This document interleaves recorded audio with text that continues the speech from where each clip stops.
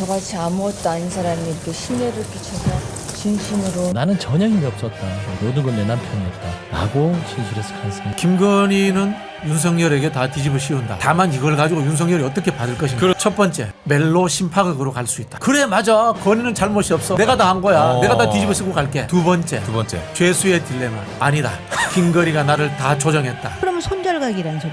만약에 애틋하면 사실은 이 사람은 아무것도 아닌 사람이고 힘도 없는데 내가 다 했어요. 이런다면 모르지만 뭔가 두 사람 사이에 말 못할 사연이 있는 건 아닌지. 김건희 목걸이가 김건희의 목을 잡을 겁니다. 저 목걸이를 산 구매자를 찾았습니다. 어머나, 이거 5천만 원이 넘네. 요지는 이거네. 그 건설사에서 네. 저 목걸이 똑같은 모델하고 네. 시계를 샀어. 근데 시계도 샀는데 그 시계 보증서가 오빠네 집에서 나왔다는 거지. 이것이 증거인멸을 입증하기로 굉장히 쉽기 때문에 영장을 청구하는 데 있어서 필요한 범죄 사실이라고 생각합니다. 특검에서 지금 쥐고 있는 게 반 클리프 목걸이에 대해서는 쥐고 있는데 거기에 대해서 거짓말을 한다. 그래서 굉장히 여유롭게 편안하게 생각하고. 김건희 여사를 악마로 만들기 위한 민주당의 가짜뉴스 프레임을 국정 사유화의 끝판왕의 국민보다 V0에게 충성을 다한 것은 아닌지 명명백백하게.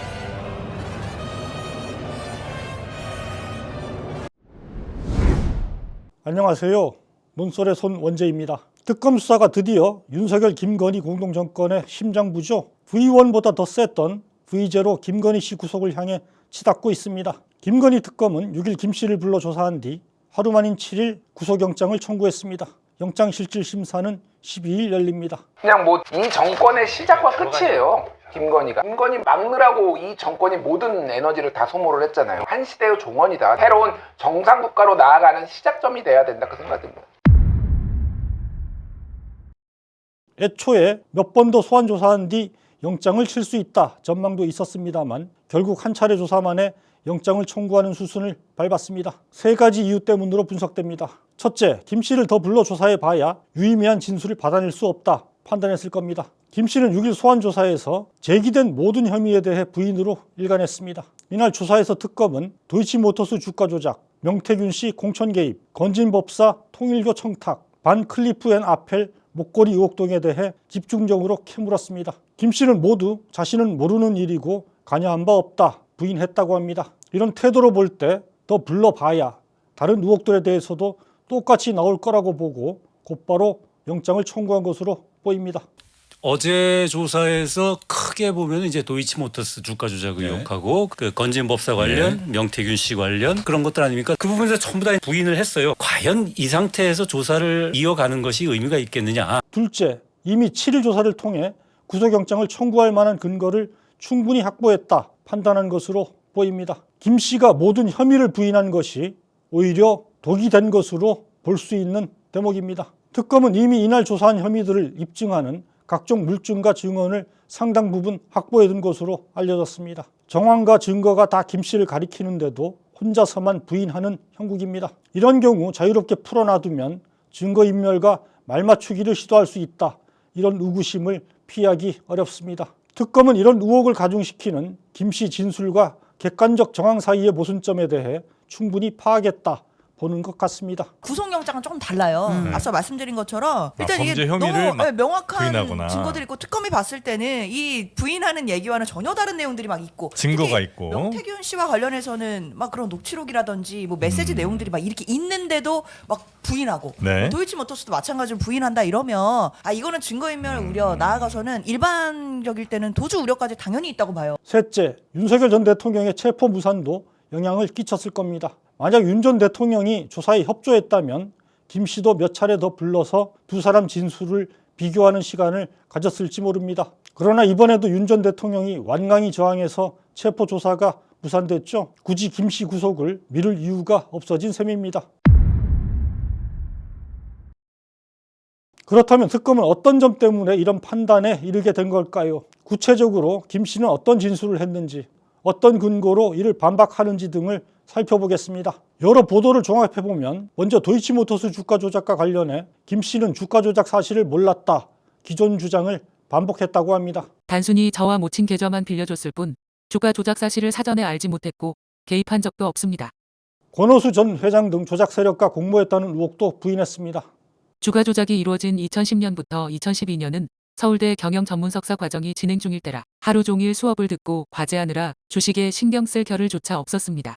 권 전 회장을 통해 주가 조작에 관여한 선수들을 소개받은 건 맞지만 비전문가이고 이상한 사람이라 투자하며 손해만 봤습니다. 주가 조작 세력이 연락을 주고받고 7초 만에 김씨 계좌에서 주식 8만 주가 매도된 이른바 7초 매매에 대해서도 우연의 일치였다 답을 했다고 합니다. 그러나 이런 주장은 이미 다른 관련자들 진술과 증거를 통해 크게 허물어진 바 있습니다. 주가 조작 핵심 인물 김아무개 씨는 지난해 서울중앙지검 수사 당시 권오수 전 회장과 이종호 전 블랙펄 인베스트 대표 김 씨가 패밀리로 묶여서 활동했다 진술했습니다. 올 4월 서울고검 재수사 과정에서도 김 씨가 미래에셋증권 계좌를 담당하던 직원과 2009년부터 약 3년 동안 통화한 녹음 파일 수백 개가 확보됐습니다. 여기엔 김 씨가 주가 조작 일당에게 계좌를 맡기고 수익이 나면 그중 40%를 일당들에게 주기로 했다. 이런 취지로 말하는 내용이 들어 있습니다. 김 씨가 주가 조작 상황을 파악하고 있었음을 말해줍니다. 도이치모터스 관련해서는 검찰에서도 충분히 수사가 이루어져서 공범들에 대해서는 유죄가 거의 다 확정이 된 상태이고, 그리고 그 후에 추가적으로 서울고검이라든가 특검에서도 공범들에 대한 더 추가 조사를 통해 가지고 유의미한 증거들이 또 나온 것으로 알고 있어요. 그래서 피의자 이렇게 변명한다고 하더라도 이것을 기소하는 데는 전혀 지장이 없을 것이다. 특검도 이런 진술과 증거를 들이대며 김 씨 개입 여부를 확인했습니다. 그러나 김 씨는 정황 증거일 뿐 직접 증거가 아니지 않느냐 끝내 부인했다고 합니다. 하지만 이런 막무가내식 부인은 법원의 영장실질심사에선 오히려 악재로 작용할 가능성이 큽니다. 서울대 EMBA 과정 재학을 주가 조작에 개입할 시간이 없었던 이유로 든 것도 황당하다. 이런 지적이 나옵니다. 주말 과정이잖아요. 그렇죠. 주말에만 못 넣는 거. 주말 집중 과정이죠. 예, 그렇죠. 네. 하루 종일 공부하는 일반 대학원 과정이 아니고. 그렇죠. 근데 주말에만 가는데 뭘 그렇게 바빠서. 그리고 사실은 이게 신경 쓴 게 대단히 신경 쓴 건 아니에요. 본인이 한 거는 그래 수익 배분 40% 콜 이것밖에 없습니다. 나머지는 도이치모터스에서 주포가 다 권오수 회장 일당들이 다 해준 거죠. 그래서 당시에 좀 긴밀하게 여러 관계를 맺고 있던 모 아나운서가 관련 사실을 많이 좀 밝히고 부른 것이 아니냐 그런 얘기도 좀 많이 있더라고요. 그래서 김영선 전 의원 공천 개입 등 명태균 게이트에 대해서도 김 씨는 모든 혐의를 부인했습니다. 김건희, 윤석열 부부가 명 씨로부터 68차례 여론조사 결과를 무상으로 제공받고 그 대가로 김영선 공천에 개입했다는 의혹이죠. 김영선 그렇게 하지 말라고. 자기 선물이래. 김 씨는 어떤 대가성도 없었다고 주장했습니다. 여론조사는 명 씨가 자체적으로 해서 단순하게 공유했을 뿐 우리 부부가 지시하지도 요청하지도 않았습니다. 명태균 씨와의 관계에 대해서도 딱 잘라 부인했습니다. 나는 힘이 있는 것도 아닌데 명태균 씨와 김영선 전 의원이 연락을 너무 많이 해와서 부담스러웠고 결국 대통령실에서 문제의식을 갖고 잘라냈습니다. 그러나 이미 이 혐의와 관련해선 김건희 부부의 개입을 입증하는 녹취 파일과 관련 증언이 너무 많이 나와 있습니다. 상현이한테 내가 한 번 더 얘기를 할게. 걔가 공관위원장이니까. 당선인이 솔직히 지금 전화했는데 하여튼 당선인 이름 팔지 말고 그냥 미르라고 했어요. 잘 될 거니까 지켜보시죠. 뭐. 명 씨는 최근 페이스북에 윤석열 대통령과 김건희 여사는 인사권, 공천권을 각각 지분 50대 50으로 똑같이 나누기로 약속하고 대선을 시작했다. 충격적인 폭로를 올리기도 했습니다. 사실이라면 민간인 신분에 불과한 김 씨가 절반의 지분을 가진 정권 대주주로서 국정에 개입한 희대의 국정농단이 벌어졌음을 말해줍니다. 이런데도 공천 개입 의혹마저 부인하는 김 씨 태도는 손바닥으로 하늘을 가리려는 것과 다를 게 없습니다. 그리고 또 일각에서는 김건희 여사가 실질적으로 내가 이 정권을 만드는데 50%의 지분이 있는 거 아니냐 이렇게 얘기했다는 그런 소문들이 많이 무성히 돌았어요. 그런 걸 보면 전혀 근거가 없는 얘기가 아닌 것 같으니까 결국은 그 업보를 지금 감당하고 있는 건데 이게 교훈이 됐으면 좋겠습니다. 건진법사 전성배 씨를 통한 통일교 청탁 로비 의혹에 대해서도 김 씨는 돈도 선물도 하나도 받은 게 없다 부인했습니다. 선물을 받기는커녕 본 적도 없습니다. 3종류는 체질에 맞지 않아 탈이 나서 먹지도 못합니다. 윤영호 전 통일교 세계본부장은 김 씨에게 전해달라며 전 씨에게 6천만 원대 그라프 목걸이, 총 2천만 원대의 샤넬백 2개, 천수삼 농축차 등을 건넨 바 있죠. 이걸 모두 자신은 하나도 받지 않았다 부인한 겁니다. 그러나 이미 샤넬백을 김 씨의 수행비서 유경옥 씨가 다른 백과 구두 등으로 바꾼 사실이 드러났죠. 또 김 씨가 윤 전 본부장에게 천수삼 차를 잘 받았다, 고마움을 표하는 통화 녹취를 특검이 확보했다, 이런 사실 또한 한겨레 보도로 알려졌습니다. 그런데도 김 씨는 특검 조사에서 선물은 모두 전 씨가 받은 것이다 주장했다고 합니다. 윤 전 본부장과의 통화에 대해서도 전 씨가 윤 전 본부장에게 잘 받았다라고 이야기해달라 해서 그냥 그렇게 얘기한 것이다, 전 씨에게 책임을 떠넘겼습니다. 그러나 거짓말 의혹만 더욱 커지고 있습니다. 근데 해당 통화는 김건희 씨가 먼저 윤 전 본부장에 전화를 걸어서 얘기했다라는 거잖아요. 건진이 받았는데 내가 일부러 전화를 해서 고맙다고 얘기하는 것도 이게 맞나 그런 생각이 좀 들어가지고. 일단 받은 사실을 알고 있는 거잖아요. 이거는 건진 먹으라고 준 게 아니잖아요. 통일부에서 그렇죠. 윤영호 본부장이 김건희 씨 먹으라고 준 거잖아요. 근데 그 사실을 알고 있었다. 그건 통일부에서 나에게 준 걸 알고 있었고, 그러면 그걸 건진이 마셨어도 그거는 김건희 씨가 그 다음에 준 걸로 봐야 되는 거죠. 김건희 씨랑 훨씬 가까운 유경옥 씨가 샤넬백을 교환했기 때문에 샤넬백도 같이 받은 걸 김건희 씨가 알고 있을 것이다, 이렇게 보는 게 타당하죠. 특검은 김 씨가 나토 정상회의에 걸고 나가 화제가 됐던 6천만 원 상당의 반클리프 앤 아펠 목걸이에 대해서도 캐물었습니다. 김 씨는 가품이라고 주장했죠. 2010년 홍콩에서 모친 선물용으로 산 200만 원대 모조품입니다.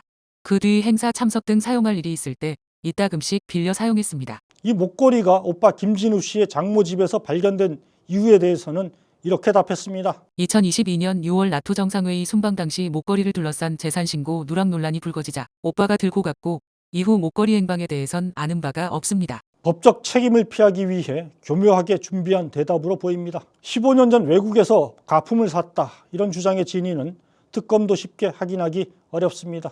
그러나 아이러니하게도 이런 주장이 오히려 구속을 앞당기는 트리거가 될 수 있다, 관측이 나옵니다. 김 씨 진술의 모순점을 극명히 드러내기 위해 특검이 일부러 이 문제를 첫 조사 대상에 포함시켰다, 지적도 나옵니다. 특검이 어제 이제 그 부분을 또 조사 대상으로 넣은 이유는 이것이 증거인멸을 입증하기가 굉장히 쉽기 때문에 영장을 청구하는 데 있어서 필요한 범죄 사실이라고 생각합니다. 그래서 뭐 피의자 그것이 뭐 모조품이었다라든가 뭐 이런 여러 가지 변명이 계속 바뀌고 있는 거, 이거 자체로 뭐 증거인멸이라든가 진술 회유라든가 이런 영장 발부에 굉장히 중요한 요건이 될 수 있거든요. 진품을 만약에 찾아내지 못한 상태에서도 지금 이 의심이 영장에 적시되고 기소 내용에 포함이 될 수 있는 걸까요? 일단은 특검에서 실물, 그러니까 증거물을 직접 확보하지 않는다고 하더라도 당시에 대통령실에서 그 목걸이를 착용하는 거에 대해서 굉장히 우려 섞인 이런 의견을 내기도 하고, 네. 그랬다면 그것은 진품일 거라는 정황에 대한 증거들을 특검이 확보했을 가능성이 있거든요. 그러면 실물을 확보하지 못했다 하더라도 진품을 전제로 한 범죄 사실 구성의 그 정황 증거라든가 이런 것들이 확보가 됐다면 충분히 진품으로 보고 그것이 재산신고 누락으로 구성이 가능하지 않나. 실제 특검은 반클리프 쪽으로부터 김 씨가 착용한 것과 같은 디자인의 목걸이가 출시된 건 2015년 11월이 처음이다, 이런 공식 답변을 받아냈다, MBC가 보도했습니다. 김 씨가 모조품을 샀다고 진술한 시기보다 훨씬 뒤입니다. 사실이라면 김 씨 거짓말이 직통으로 드러난 셈입니다. 특검이 간접적으로나마 진품 목걸이가 실제로 있었을 가능성을 말해주는 증거를 확보했다, 주장도 나왔습니다. 김건희 목걸이가 김건희의 목을 잡을 겁니다. 저 목걸이를 산 구매자를 찾았습니다. 저거를 진품을 산 물건을 못 찾았는데 저걸 사둔 사람을 나토 순방 직전에 백화점에서 이 목걸이를 사려고 여러 번 세탁 깡한 흔적이 있습니다. 그 출처가 드러났습니다. 서희건설입니다. 그게 김건희한테 어떻게 갔냐? 특검은 어쨌든 산 사람과 그것이 전달된 정황을 확인했다는 건가? 물건은 찾지 못했어요. 그런데 기본적으로 거기에서 목걸이를 사면서 또 다른 명품 시계를 하나 샀는데, 근데 보증서와 케이스가 그 장모 집에서 나온 거예요? 어머나, 이거 5천만 원이 넘네. 요지는 이거네. 그러니까 그 건설사에서 저 목걸이 똑같은 모델하고 시계를 샀어. 그런데 목걸이도 못 찾았어.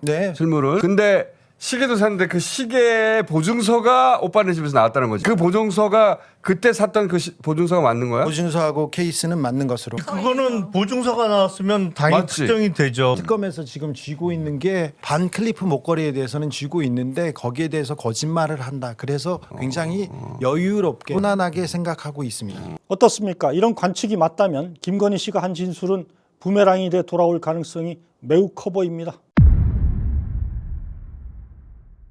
김 씨는 또 특검에 출석하며 자신을 아무것도 아닌 사람이다 이렇게 지칭하는 등 자세를 낮췄죠. 저같이 아무것도 아닌 사람이 이렇게 심려를 끼쳐서 진심으로 죄송합니다. 수사 잘 받고 나오겠습니다. 그런데 이 말조차 진정성과 겸허함의 표현이라기보다 자신의 책임을 회피하기 위해 철저히 계산된 발언이라는 평가가 많았습니다. 뭐 진술도 잘하고 거부권 쓰지 않고 했다고 하는데 밑자락은 나는 전혀 힘이 없었다. 모든 건 내 남편이었다. 라고 진술했을 가능성이 커 보여요. 그러나 아무리 자신의 역할을 낮추고 혐의를 부인해 본들 이미 스스로 수없이 쌓은 언행과 객관적 증거, 주변 진술까지 사라질 리 없습니다. 그럴수록 오히려 자신의 비참한 결말을 재촉할 따름입니다. 윤 전 대통령이 이날 특검의 체포와 조사에 불응한 것을 두고는 서로 결이 다른 해석이 나옵니다. 일각에선 김 씨는 나는 아무것도 아닌 사람이라며 책임을 떠넘기고 윤 전 대통령은 조사를 거부함으로써 김 씨 진술의 신빙성 입증을 방해하는 식으로 역할 분담을 한 게 아니냐 풀이합니다. 이와 달리 윤 전 대통령이 김 씨 죄까지 독박으로 뒤집어 쓰기를 거부하고 자기 살 길을 찾으려 한 게 아니냐 관측도 나옵니다. 짧은 질문을 하나. 만약에 김건희 씨에 대한 구속영장이 받아들여져서 구속이 됐단 말이에요. 그러면은 윤석열 전 대통령이 조사받으러 나올까요? 아니면은 여전히 저항할까요? 저는 이 문제와 관련해서. 계속 저항할 것 같긴 합니다. 예. 그러면 손절각이란 소리죠. 만약 그게 애틋하면 나와가지고 사실은 이 사람은 아무것도 아닌 사람이고 힘도 없는데 내가 다 했어요. 이런다면 모르지만 그렇죠? 사실 윤 전 대통령은 이미 내란죄만으로도 사형 또는 무기형을 받을 수 있습니다. 다른 혐의는 떠맡으나 안 맡으나 형량에 별 영향을 끼치지 못합니다. 만약 정말 부인 김 씨의 죄를 덜어주고 싶다면 특검 조사에 응해 김 씨 말대로 자신에게 모든 책임이 있다 인정하면 됩니다. 김건희는 윤석열에게 다 뒤집어 씌운다. 이게 이제 우리가 다 예측하는 바고요. 다만 이걸 가지고 윤석열이 어떻게 받을 것인가. 그렇죠. 첫 번째, 멜로 심파극으로 갈 수 있다. 그래 맞아. 건희는 잘못이 없어. 내가 다 했다. 내가 다 한 거야. 내가 다 뒤집어 쓰고 갈게. 두 번째, 죄수의 딜레마. 아니다. 김건희가 나를 다 조정했다. 김건희 하는 이야기는 거짓말이다. 그러는 대신 조사에 완강히 불응하는 편을 택했습니다. 물론 김 씨에게 책임을 미루는 죄수의 딜레마를 선택한 것도 아닙니다만 딱 떨어지게 김 씨를 편드는 모습이라고 하기도 어렵습니다. 뭔가 두 사람 사이에 말 못할 사연이 있는 건 아닌지 궁금해집니다. 물론 앞에서 봤듯이 조사에 불응함으로써 특검 수사 자체를 방해하려 한 것일 수도 있습니다. 여러분 생각은 어떠십니까? 특검 수사가 김건희 구속을 향해 가속하고 있습니다만 아직 밝혀내야 할 과제가 첩첩산중입니다. 첫날 조사에선 16개 수사 대상 중 겨우 4가지만 짚었을 뿐입니다. 아직도 삼부토건 주가 조작, 양평고속도로 종점 변경, 공공지구 개발 특혜, IMS 모빌리티 집사 게이트, 코바나 콘텐츠 협찬, 대통령 집무실 관저공사 특혜 등 더욱 굵직한 의혹들이 남아 있습니다. 이와 관련해 김 씨 부부와 함께 의혹의 키 플레이어로 주목받는 인물이 있죠. 바로 원희룡 전 국토교통부 장관입니다. 삼부토건 주가 조작과 양평고속도로 종점 변경 같은 가장 규모가 큰 비리 의혹에 깊숙이 관련된 인물입니다. 김건희 여사를 악마로 만들기 위한 민주당의 가짜뉴스 프레임을 우리가 말릴 방법이 없다.